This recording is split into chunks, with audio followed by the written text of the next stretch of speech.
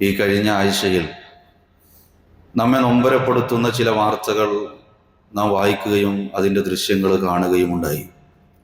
നമ്മുടെ നാടുകളിൽ നിന്ന് സൗദിയിലേക്കും അതേപോലെ തന്നെ യുഎഇയിലേക്കുമൊക്കെ യാത്ര പോയ, അല്ലെങ്കിൽ അവിടെ ഉണ്ടായിരുന്ന നമ്മെപ്പോലെയുള്ള മലയാളികളായ ആളുകൾ ഇത്രയും കാലം നാം കണ്ടിട്ടില്ലാത്ത വിധത്തിൽ വളരെ പ്രയാസപ്പെടുത്തുന്ന ചില അപകടത്തിൻ്റെ വാർത്തകൾ നാം കേൾക്കുകയുണ്ടായി. ഒരേ വാഹനത്തിൽ സഞ്ചരിക്കുമ്പോൾ 5 മക്കളിൽ 4 പേരും പിടഞ്ഞു മരിക്കുന്നത് കാണുന്ന ഒരു വാപ്പയുടെയും ഉമ്മയുടെയും അവസ്ഥ, പ്രിയപ്പെട്ടവരെ, നമുക്ക് എത്ര കണ്ട് ഉൾക്കൊള്ളാൻ കഴിയുമെന്ന്. വാപ്പയും ഉമ്മയും പിടഞ്ഞു മരിക്കുന്നത്, സഹോദരങ്ങളും പിടഞ്ഞു മരിക്കുന്നത് കാണുന്ന ജീവിതത്തിൽ ജീവിതം ബാക്കിയായ ആ 2 മക്കളെ കുറിച്ചും ഒന്ന് ആലോചിച്ചു നോക്കണം. നമ്മുടെ മക്കൾക്കൊക്കെ ചെറിയ ഒരു പനി വന്നാൽ ആ പനിയുടെ കാരണത്താൽ ഉറക്കം നഷ്ടപ്പെടുന്ന മാതാപിതാക്കളാണ് നമ്മൾ. അവിടെയാണ് പടച്ച റബ്ബിൻ്റെ ഇത്തരം വലിയ പരീക്ഷണങ്ങൾ നേരിടേണ്ടി വരുന്ന നമ്മെപ്പോലെയുള്ള നമ്മുടെ സഹോദരങ്ങളെ നമ്മൾ ഓർക്കേണ്ടത്. അല്ലാഹു സുബ്ഹാനഹു വ തആല ആ കുടുംബത്തിന് എല്ലാ നിലക്കും സഹിക്കാനും പൊറുക്കാനും ക്ഷമിക്കുവാനുമുള്ള മനക്കരുത്ത് നൽകി അനുഗ്രഹിക്കുമാറാവട്ടെ. ഇത്തരം അപകടങ്ങളിൽ നിന്ന് പടച്ച റബ്ബ് നമ്മെ കാത്തു സംരക്ഷിക്കുമാറാവട്ടെ.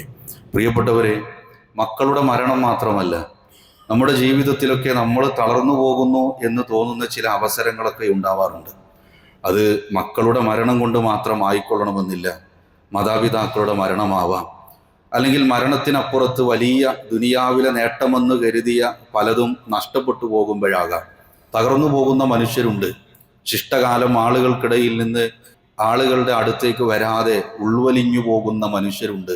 ബുദ്ധി മറഞ്ഞു പോകുന്ന മനുഷ്യരുണ്ട്. യഥാർത്ഥത്തിൽ ഇതൊക്കെ ദുനിയാവിലെ പരീക്ഷണങ്ങളാണ് എന്ന് തിരിച്ചറിയേണ്ടുന്ന, എന്ന് മനസ്സിലാക്കേണ്ടുന്ന നമുക്ക് ഓരോരുത്തർക്കും നമ്മുടെ ജീവിതത്തിൽ കടന്നു വരുന്ന ഇത്തരം പ്രയാസങ്ങളിൽ, പ്രിയപ്പെട്ടവരെ, പാഠമുണ്ട് എന്ന്. ഇത്ര വലിയ അപകടങ്ങൾ ഉണ്ടായിട്ടില്ലെങ്കിലും നമുക്കൊക്കെ ഓർക്കാൻ നമ്മുടെ ജീവിതത്തിലെ ചില നൊമ്പരപ്പെടുത്തുന്ന യാഥാർത്ഥ്യങ്ങൾ സംഭവിച്ചു പോയിട്ടുണ്ട്. ഒരുപക്ഷെ ഭാവിയിലും സംഭവിച്ചു പോയേക്കാം. അവിടെയെല്ലാം ഒരു വിശ്വാസി മനസ്സിലാക്കേണ്ടുന്ന, ഇൻഷാ അല്ലാഹ്, എണ്ണിപ്പറയുന്ന 5-6 പാഠങ്ങളാണ് ഇന്ന് നമുക്ക് ചർച്ച ചെയ്യാനുള്ളത്. അതിലൊന്നാമത്തത്, ദുനിയാവിലെ ജീവിതം പരീക്ഷണങ്ങൾ നിറഞ്ഞതാണ്. നമ്മൾ മറന്നുപോകാൻ, ദുനിയാവിലെ സൗകര്യങ്ങളും സാഹചര്യങ്ങളും അനുഗ്രഹങ്ങളും കിട്ടുമ്പോൾ പരീക്ഷണങ്ങൾ ഇതിൻ്റെ പിറകെയായി കടന്നു വരുമോ എന്നത് പലപ്പോഴും നമ്മൾ മറന്നു പോകുമ്പോൾ വിശുദ്ധ ഖുർആനിന്റെ ആയത്തുകൾ നമ്മെ ഓർമ്മപ്പെടുത്തുന്നുണ്ട്.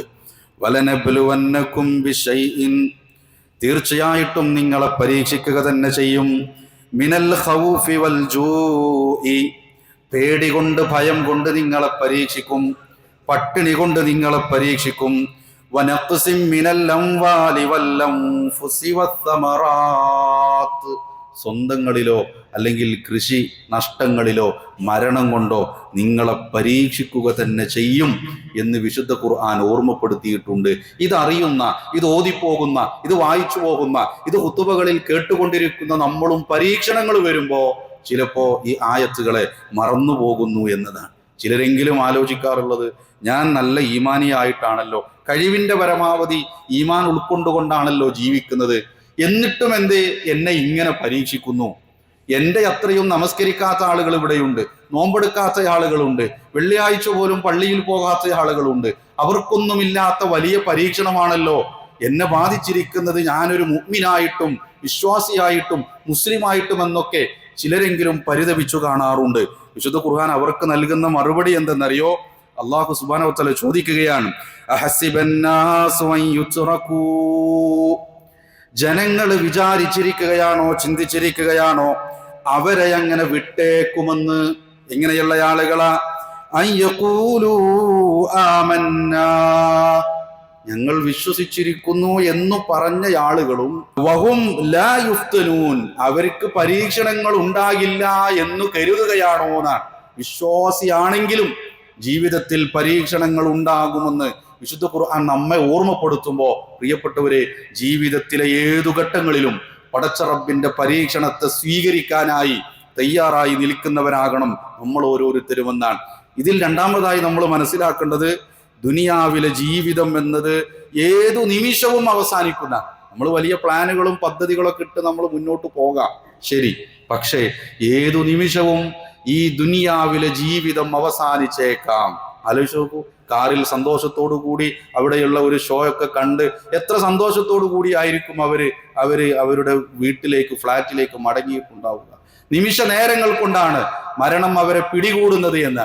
എത്ര പെട്ടെന്നാണ് സന്തോഷങ്ങൾ സങ്കടങ്ങൾക്ക് വഴിമാറുക. ഈ അപകടങ്ങളൊക്കെ സംഭവിക്കുന്നത് മില്ലി സെക്കൻഡുകൾക്കുള്ളിൽ സംഭവിക്കുന്ന. ഒരു വാഹനം എതിരെ വരുന്നത് ഇങ്ങനെ കണ്ടു നിൽക്കാനൊന്നും ചിലപ്പോ സമയം കിട്ടിക്കൊള്ളണമെന്നില്ല. ഒരു ശബ്ദം കേട്ടാലായി അപകടത്തിൽ സംഭവിച്ച ആളുകളൊക്കെ പറയാറുണ്ട്. ആലോചിച്ചു, സെക്കൻഡുകൾക്കകം സംഭവിക്കുന്നു. നടന്നു പോകുമ്പോൾ കുഴഞ്ഞു വീണ് മരിക്കുന്ന ആളുകൾ, ഡ്രൈവ് ചെയ്യുമ്പോൾ തളർന്നു വീണ് മരിക്കുന്ന ആളുകളുണ്ട്. വർഷങ്ങൾക്കു ശേഷം സ്വന്തം നാട്ടിലേക്ക് ഇങ്ങനെ ഇറങ്ങുമ്പോൾ ഭാര്യയും മക്കളും തന്നെ സ്വീകരിക്കാൻ തൊട്ടപ്പുറത്ത് ഇങ്ങനെ അവരുടെ മുന്നിലേക്ക് ചിരിച്ചുകൊണ്ട് നടന്നു വരുന്നൊരു മനുഷ്യൻ എയർപോർട്ടിൽ തളർന്നു വീണ് മരിച്ചത് നമ്മുടെ തൊട്ടടുത്താണ്. മരണം നമ്മളറിയാതെ വളരെ പെട്ടെന്ന് നമ്മെ പിടികൂടുമെന്നാണ്. മരണമെന്ന് കേൾക്കുമ്പോൾ നമ്മൾ ആലോചിക്കാറുള്ളത് എന്തറിയോ? നമ്മളിങ്ങനെ മരണശൈലിയിൽ കിടക്കും, മരുന്നും ഒക്കെ കുടിച്ച് മക്കളൊക്കെ നമ്മുടെ ചുറ്റിലും ഇങ്ങനെ ഇരുന്ന് പാപ്പക്കും ഉമ്മക്കും മരുന്നൊക്കെ തന്ന് ആ കട്ടിലിൽ അങ്ങനെ കിടന്നു മരിക്കുന്നതാണ് മരണമെന്ന് പറയുമ്പോൾ നമ്മുടെ ഉള്ളിലേക്ക് വരിക. പ്രിയപ്പെട്ടവരെ, ഇന്ന് ഈ മസ്ജിദിൽ നിന്ന് ഇറങ്ങി വീട്ടിലെത്തുമോ, സ്ഥാപനത്തിലെത്തുമോ, എൻ്റെ കിടക്കയിലെത്തുമോ, ഭാര്യയുണ്ടാക്കിയ ഭക്ഷണം കഴിക്കുമോ, ഒരുറപ്പും നമുക്കില്ല. പ്രിയപ്പെട്ടവരെ, ഈ മരണം, ഈ ദുനിയാവ് ഏതു സമയത്തും നിശ്ചലമായി പോയേക്കാമെന്ന ചിന്ത, അപകട വാർത്തകൾ കേൾക്കുമ്പോൾ പ്രിയപ്പെട്ട വിശ്വാസികളെ നമ്മുടെ ഉള്ളിൽ ഉണ്ടാവണമെന്നാണ്. മാത്രമല്ല, വിശ്വാസിയെ സംബന്ധിച്ചിടത്തോളം എന്തു പരീക്ഷണങ്ങൾ വന്നാലും, എന്തു പ്രയാസങ്ങൾ വന്നാലും അവന് ചിന്തിക്കാൻ കഴിയേണ്ടത് എൻ്റെ റബ്ബ് എന്നെ ഇഷ്ടപ്പെടുന്നു എന്ന ചിന്തയാണ് നമ്മുടെ ഉള്ളിൽ ഉണ്ടാവേണ്ടത് എന്നാണ്. നോക്കൂ നിങ്ങൾ, റസൂലുള്ളാഹി സ്വല്ലല്ലാഹു അലൈഹി വസല്ലം ഓർമ്മപ്പെടുത്തുകയാണ്, ഇന്ന ഇളമൽ ജസാഇ മാ ഇളമിൽ ബലാ. പരീക്ഷണങ്ങളുടെ തീവ്രത അനുസരിച്ചാണ് പ്രതിഫലത്തിന്റെ വർധനവും. പരീക്ഷണങ്ങൾ കൂടിയാലേ പ്രതിഫലവും കൂടും എന്നാണ്. എന്നിട്ട് ചേർത്ത് പറയുകയാണ്, വ ഇന്നല്ലാഹ ഇദാ അഹബ്ബ ഖൗമൻ, ഒരു ജനതയെ, ഒരു കൂട്ടരെ അല്ലാഹു ഇഷ്ടപ്പെട്ടാൽ ഇബ്തലാഹും, അവരെ പരീക്ഷിക്കുക തന്നെ ചെയ്യും. ഫമൻ റളിയ ഫലഹുർ റിളാ, ആ പരീക്ഷണത്തിൽ തൃപ്തിപ്പെടാൻ ആർക്ക് സാധിക്കുന്നുവോ അവന് റബ്ബിന്റെ തൃപ്തിയുണ്ട്. ആ പരീക്ഷണത്തിൽ റബ്ബിനോട് കോപമാണോ അവന്റെ ഉള്ളിൽ ഉണ്ടായതെങ്കിൽ ആ റബ്ബിന്റെ കോപവും അവനെ വന്ന് ബാധിക്കുന്നതാണ്. പരീക്ഷണങ്ങൾ ഉണ്ടാകുമ്പോ എൻ്റെ റബ്ബ് എന്നെ ഇഷ്ടപ്പെട്ടിരിക്കുന്നു എന്ന് ചിന്തിക്കാൻ കഴിയണം. രോഗശയ്യയിൽ എത്ര പ്രയാസം സഹിച്ചാലും ആരെങ്കിലുമൊക്കെ കാണാൻ വരുമ്പോൾ എന്താ അവസ്ഥ എന്ന് ചോദിക്കുമ്പോൾ നമുക്ക് പറയാൻ പറ്റണം, എൻ്റെ റബ്ബിന് എന്നെ ഇഷ്ടമായിരിക്കുന്നു എന്ന് ആത്മാർത്ഥമായിട്ട് പ്രിയപ്പെട്ടവരെ പറയാൻ കഴിയണം എന്നാണ്. ഒരു വിശ്വാസി ചിന്തിക്കേണ്ടത് അങ്ങനെയാണ്. റബ്ബിന് ഇഷ്ടമുള്ളവരെ റബ്ബ് നന്നായി പരീക്ഷിക്കുമെന്നാണ്. മാത്രമല്ല, എൻ്റെ റബ്ബ് എന്തോ ഒരു നന്മ എന്നിൽ കണ്ടിട്ടുണ്ട് എന്ന് മറ്റൊരു ഹദീസിൽ നമുക്ക് കാണാൻ കഴിയും. മൻ യുരിദില്ലാഹു ബിഹി ഖൈറൻ, ഒരാൾക്ക് പടച്ച റബ്ബ് നന്മ കരുതിയിട്ടുണ്ടെങ്കിൽ, നന്മ വരണമെന്ന് റബ്ബ് തീരുമാനിച്ചിട്ടുണ്ടെങ്കിൽ, യുസിബു മിൻ, അവനെ പരീക്ഷിക്കുന്നതാണ്. പരീക്ഷണം വരുമ്പോഴല്ല നമ്മൾ പേടിക്കേണ്ടത്. യഥാർത്ഥത്തിൽ പരീക്ഷണങ്ങളൊന്നും, ഒരു പറയത്തക്ക പരീക്ഷണങ്ങളൊന്നും ഇക്കഴിഞ്ഞ വർഷങ്ങളിലൊന്നും എൻ്റെ ജീവിതത്തിൽ ഇല്ല എങ്കിൽ അവിടെയാണ് ഒരു വിശ്വാസി ഭയപ്പെടേണ്ടത് എന്നാണ്. എൻ്റെ എന്നോടുള്ള ഇഷ്ടം കുറഞ്ഞു പോയോ എന്ന് ചിന്തിക്കാൻ പ്രിയപ്പെട്ടവരെ നമുക്ക് കഴിയണമെന്നാണ്. ജീവിതത്തിലെ 7 മക്കളുണ്ടായി.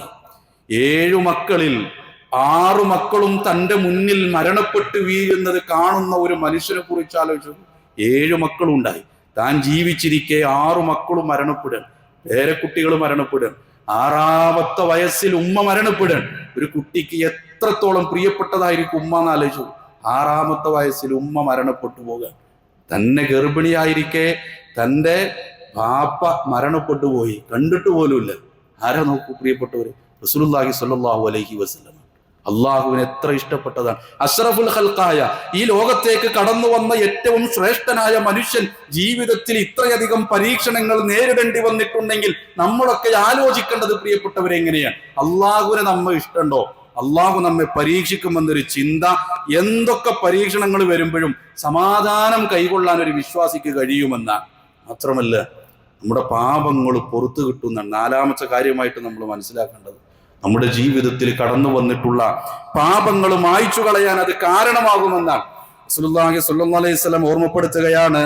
മാ യസാലുൽ ബലാഉ ബിൽ മുഅ്മിനി വൽ മുഅ്മിനതി, ഒരു സത്യവിശ്വാസിയാവട്ടെ വിശ്വാസിനിയാവട്ടെ അവരിലങ്ങനെ പരീക്ഷണങ്ങൾ തുടർന്നു കൊണ്ടേയിരിക്കും. ഫീ നഫ്സിഹി, സ്വന്തത്തിൽ, വവലദിഹി, മക്കളിലും, വമാലിഹി, അവന്റെ സമ്പത്തിലും. ഇതിലും വലിയ പരീക്ഷണം എവിടെ വരാനുള്ളത്? സമ്പത്തിൽ പരീക്ഷണം വരിക, മക്കളിൽ പരീക്ഷണം വരിക, സ്വന്തത്തിൽ പരീക്ഷണം വരിക. ഈ 3 ഘട്ടങ്ങളിലും പരീക്ഷിച്ചു കൊണ്ടേയിരിക്കും. എന്നിട്ട് ചേർത്ത് പറയുകയാണ്, ഒരു വിശ്വാസിയായ നമ്മൾ ഓരോരുത്തരും നമ്മുടെ ഹൃദയത്തോട് ചേർത്ത് വെക്കേണ്ടുന്ന വാചകങ്ങളാ പറയുന്നത്.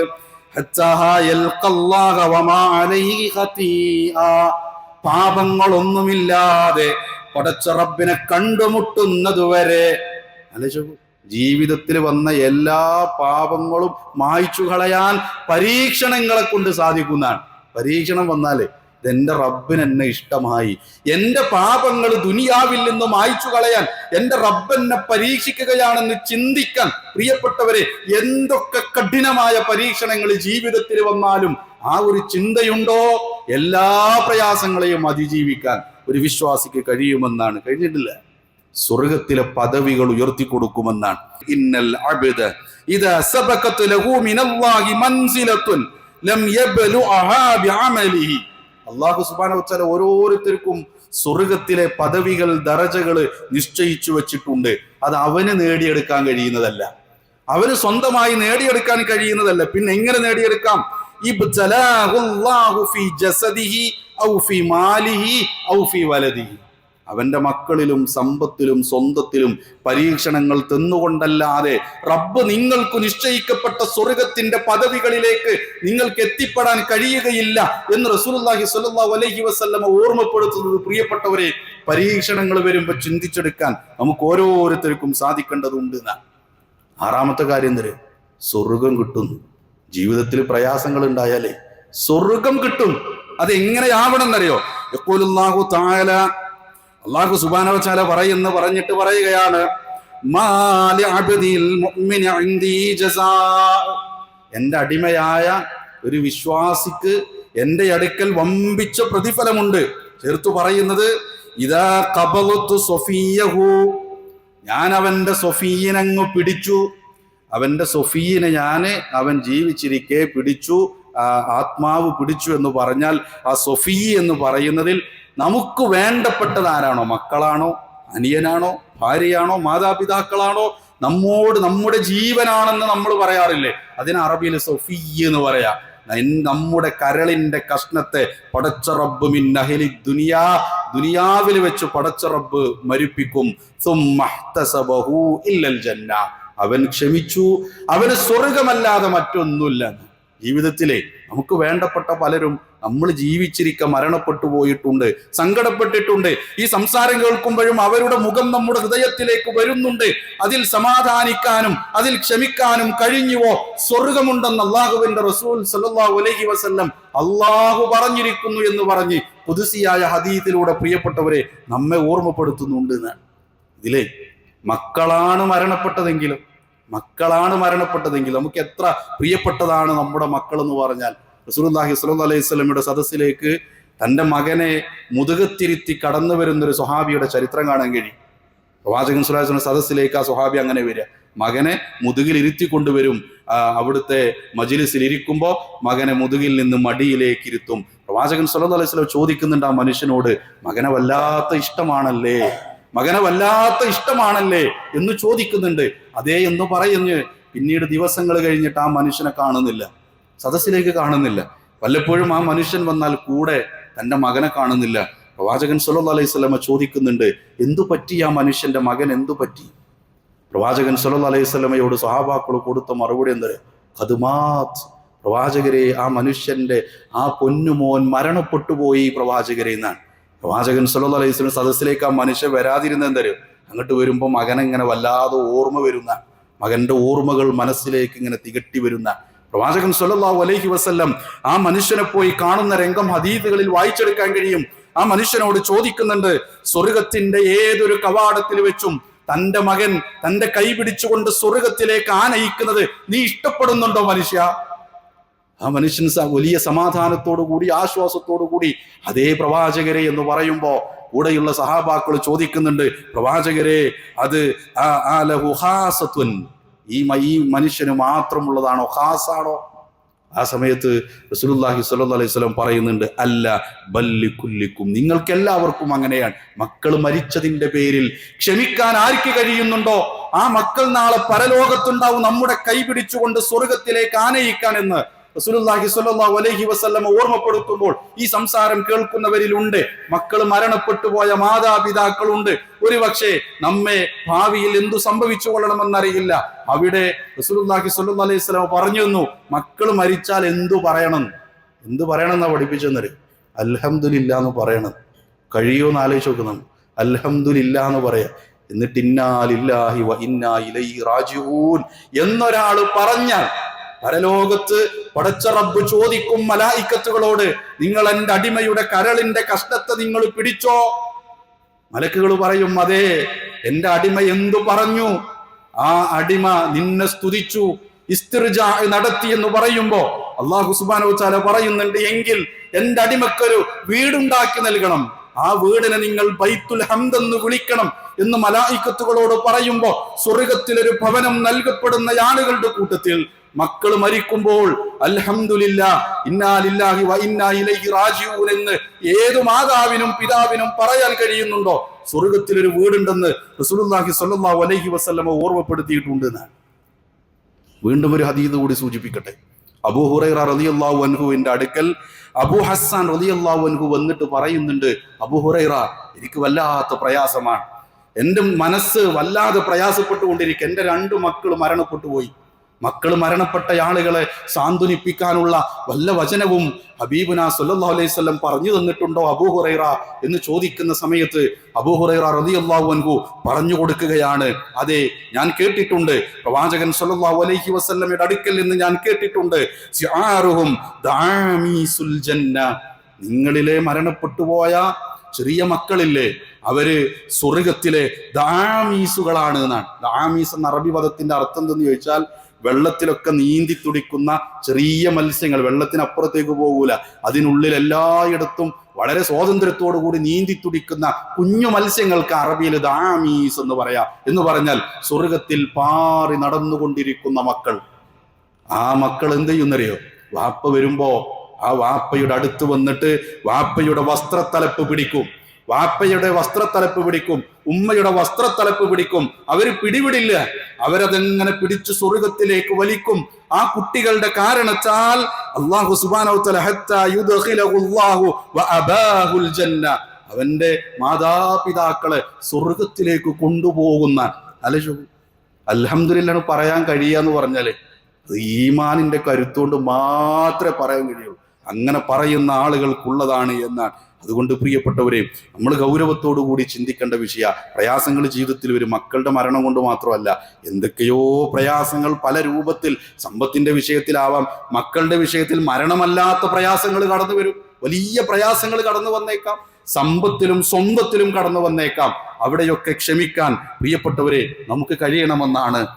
മനുഷ്യരാണ്, വികാരങ്ങൾ ഉണ്ടാവും, കരച്ചിലുകൾ ഉണ്ടാവും. ക്ഷമിക്കുക എന്ന് പറയുമ്പോൾ ഒരിക്കലും കരയരുത് എന്നൊരർത്ഥം അതിനില്ല. പ്രവാചകൻ സല്ലല്ലാഹു അലൈഹി വസല്ലമയുടെ മകൻ ഇബ്രാഹിം മരിക്കുന്ന സമയത്ത് അവിടുത്തെ കണ്ണുകൾ ഇങ്ങനെ നിറഞ്ഞൊഴുകി. ഇത് കാണുന്ന അബ്ദുറഹ്മാൻ ഇബ്നു ഔഫ് റളിയല്ലാഹു അൻഹു ചോദിക്കുന്നുണ്ട്, പ്രവാചകരെ, അങ്ങും കരയാണോ എന്ന് ചോദിക്കുന്നുണ്ട്. ആ സമയത്ത് റസൂലുള്ളാഹി സ്വല്ലല്ലാഹു അലൈഹി വസല്ലം പറയാണ്, അല്ല, ഇത് റഹ്മത്താണ്. എന്നിട്ട് ചേർത്ത് പറയാണ്, ഇന്നൽ ഐന തജ്മഉ വൽ ഖൽബ യഹ്സുൻ, കണ്ണിൽ നിന്ന് കണ്ണുനീര് വരികയാണ്, എന്റെ ഹൃദയം ഇങ്ങനെ വല്ലാതെ വേദനിക്കുന്നുണ്ട്. പക്ഷേ വലാ നഖൂലു ഇല്ലാ മാ യർളാ റബ്ബുന, റബ്ബിന് ഇഷ്ടമില്ലാത്തതൊന്നും പറയില്ല. നമ്മൾ പ്രയാസങ്ങൾ വരുമ്പോഴേ, ദുനിയാവില് എന്തെങ്കിലും ഒരു പ്രയാസം, ഒരു 10,000 ഉറുപ്പ്യന്റെ കുറവ് വരുമ്പോൾ ആരെ നമ്മൾ ചീത്ത പറയാറോ? റബ്ബിനെ ചീത്ത പറയും. എനിക്കെന്നെ ഉള്ളത്, എന്നെ മാത്രമേ ഇങ്ങനെ പരീക്ഷിക്കണുള്ളൂ എന്ന് പറഞ്ഞ് റബ്ബിന്റെ പരീക്ഷണത്തിൽ, നമ്മെ ഇഷ്ടപ്പെട്ടത് കൊണ്ട് റബ്ബ് തന്ന പരീക്ഷണത്തിൽ, റബ്ബിൽ ആ പരീക്ഷണത്തിൽ തൃപ്തിയില്ലാതെ കോപാകുലരായാൽ പ്രിയപ്പെട്ടവരെ, നമുക്ക് നഷ്ടപ്പെടുന്നത് സ്വർഗീയ പൂങ്കാവനമാണെന്ന ചിന്ത നമ്മുടെ ഹൃദയത്തിൽ ഉണ്ടാവണം. ഒരു വിശ്വാസിയെ സംബന്ധിച്ചിടത്തോളം, മുഅ്മിനെ സംബന്ധിച്ചിടത്തോളം സന്തോഷം വരുമ്പോൾ അത് അഹങ്കാരമായി മാറ്റുന്നവനല്ല, മറിച്ച് പടച്ച റബ്ബിന് ശുക്ർ കാണിക്കുന്നവനാവണം. ജീവിതത്തിൽ ദുഃഖങ്ങൾ ഉണ്ടാവും, സങ്കടങ്ങൾ ഉണ്ടാവും, പക്ഷേ അതിനെ അള്ളാഹുവിനെ പഴിക്കുന്നതിനപ്പുറത്ത് ഇതെന്റെ റബ്ബിന്റെ വിധിയാണ്, ഇതിൽ ക്ഷമിച്ചാൽ എനിക്ക് പ്രതിഫലമുണ്ട് എന്ന് ചിന്തിക്കാൻ കഴിയണം. അങ്ങനെ കൃത്യമായ സ്വബർ നമ്മുടെ ജീവിതത്തിൽ ഉണ്ടാവണം.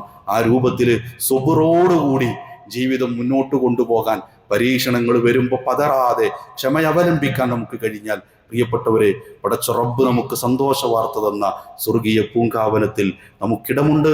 അല്ലാഹു സുബ്ഹാനഹു വ തആല അത്തരം മുത്തഖികളുടെ കൂട്ടത്തിൽ നമ്മെ ഉൾപ്പെടുത്തി അനുഗ്രഹിക്കുമാറാവട്ടെ.